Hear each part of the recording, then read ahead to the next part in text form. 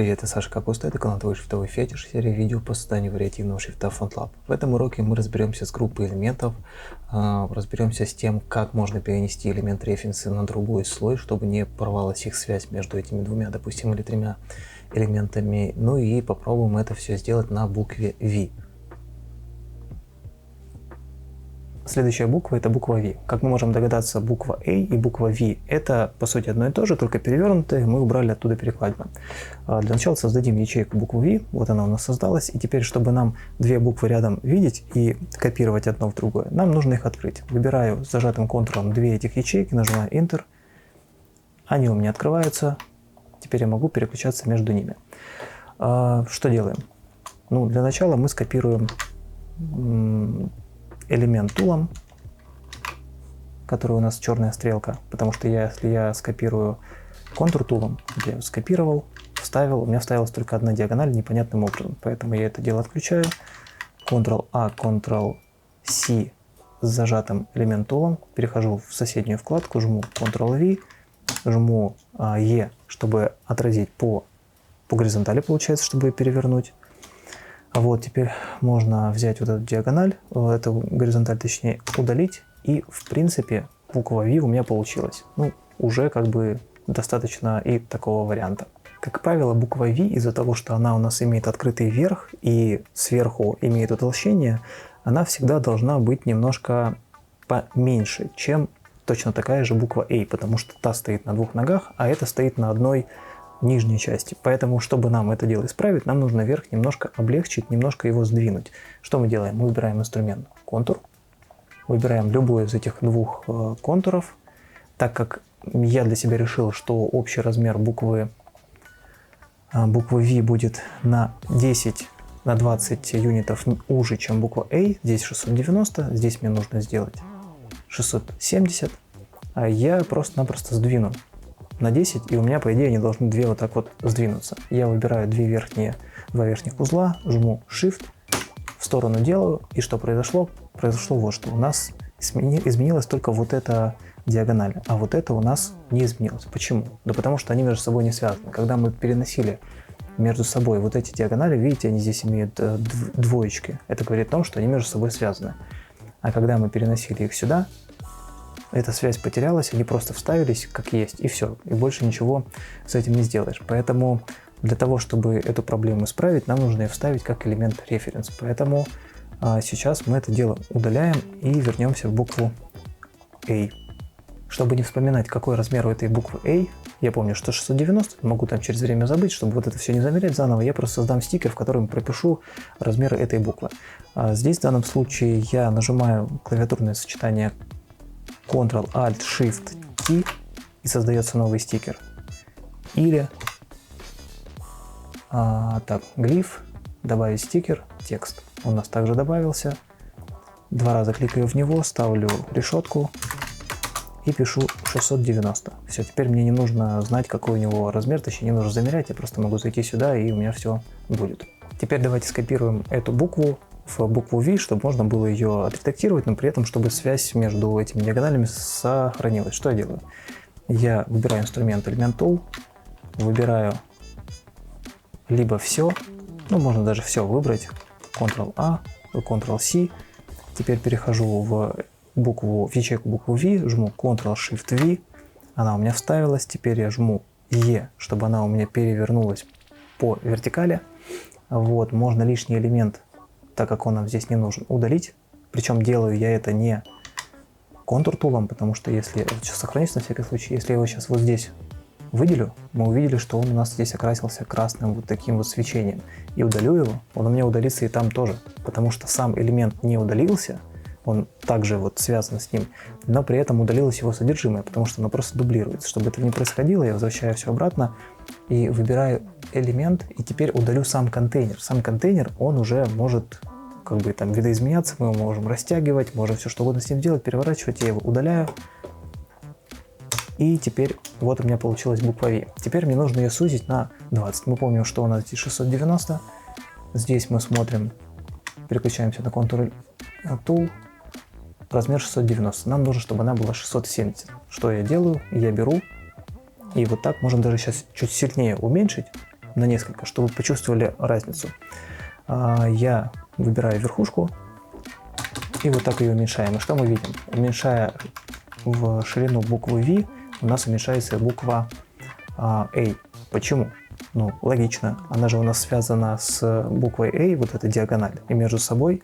И здесь мы видим, что у нас их 4 штуки. То есть получается, теперь мы редактируем и то, и это одновременно, просто оно перевернутое. В общем, такой вариант нас тоже не устраивает. Что нам нужно сделать? Нам нужно отвязать вот эти диагонали буквы V от диагонали буквы A, чтобы просто мы смогли их сузить как надо. Что для этого можно сделать? Можно выбрать также инструмент элемент Tool, выбрать любой из этих элементов, можем сразу, можем даже один в принципе выбрать, правой кнопкой Unlink Reference. Теперь эта диагональ отвяжется у нас от буквы A. Это у нас еще связано, точно так же делаю Unlink Reference. Попробую ее сузить инструментом Contour, нажимая букву A.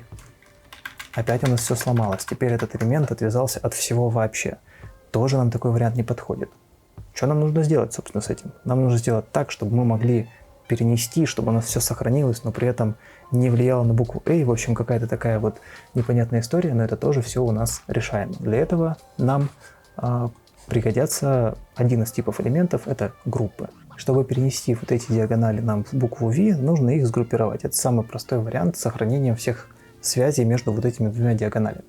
Это у нас получается элемент референсы, как мы их вставляем через Ctrl-Shift-V. Поэтому в первую очередь мы ее группируем. Выбираем элемент Tool, клавиша V, либо черная стрелка. Выбираю два этих элемента в виде диагонали. Горизонталь нам не нужна, потому что она не участвует в букве V. Выбрали ее, нажимаем Ctrl-G, либо правой клавишей мыши группируемся, видим, что на панели Elements у нас поменялся ее рисунок, это значит, это сгруппированная папка, сгруппированный объект, тип элемента, группа элементов. В ней находятся две вот такие диагонали. При этом, если мы кликнем на группу, она у нас выделяется. Если кликаем еще раз, выделяется конкретно один из элементов в составе этой группы. А если мы выберем Contour Tool и кликнем сюда еще и на сам этот контур, у нас провалится еще ниже, то есть на уровень контура. То есть иерархия важна. Сначала выбирается первый уровень, потом ниже, ниже. Поэтому, когда вы копируете один объект в другой, следите за тем, что вы выбираете. В общем, сейчас я сбрасываю выделение, переключаюсь на инструмент контур, на инструмент элемент, выделяю только вот эту группу элементов, Ctrl-C, кликаю на букву V. Помним, что с сохранением связи нам нужно переносить только при зажатой клавишей Shift, либо Edit Paste Element Reference. Кликаю, вставляю. Вот у нас двоечки, то есть все сохранилось, все как надо. Переворачиваю ее и начинаю редактировать. То есть, по идее, мы сейчас можем ее редактировать, и у нас все будет окей. Переключаюсь на инструмент Contour. Вот он. И начинаю вот так ее делать уже. И что мы видим? Опять у нас все не так, как должно быть. Опять у нас буква А участвует в создании буквы V. Почему? Потому что мы сейчас с вами, по большому счету, скопировали не диагонали как таковые и вставили их не как элемент референс, а мы скопировали как элемент референс целую группу, которую мы до этого создали. Поэтому, разумеется, все видоизменения контура внутри группы вот этих диагоналей, они отражаются и в букве A. Поэтому что нам нужно сделать? Нам нужно ставить группу так, чтобы внутреннее содержимое этой группы, все настройки контуров, все связи и так далее сохранились, но при этом она была как отдельная группа. Что нам для этого нужно сделать? Нам нужно просто обычное копирование.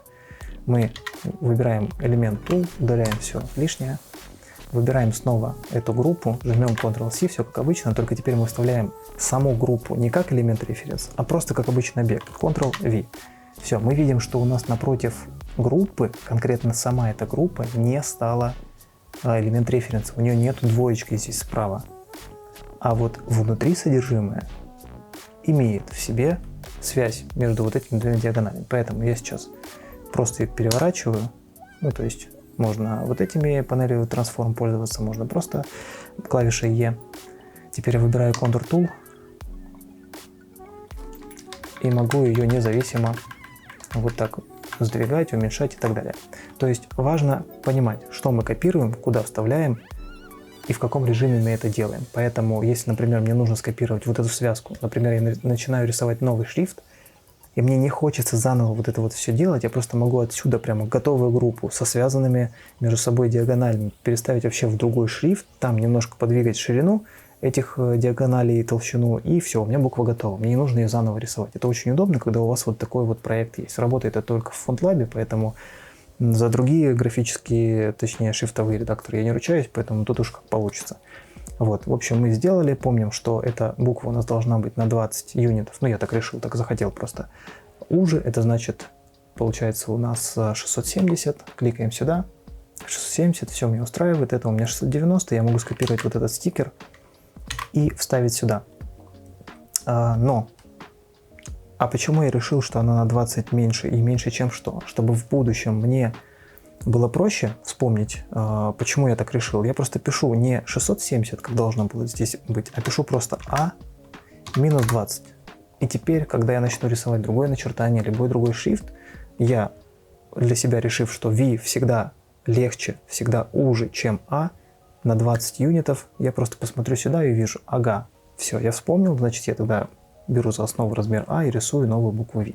Еще часто верхняя часть всегда делается чуть полегче, потому что все, что снизу, оно всегда массивное, а сверху всегда самое легенькое. Поэтому здесь можно немножко вот так уменьшить, облегчить верхушку и в свою очередь немножко утяжелить, немножко сделать помассивнее саму нижнюю часть, на которой стоит эта буква, чтобы она была увесистая.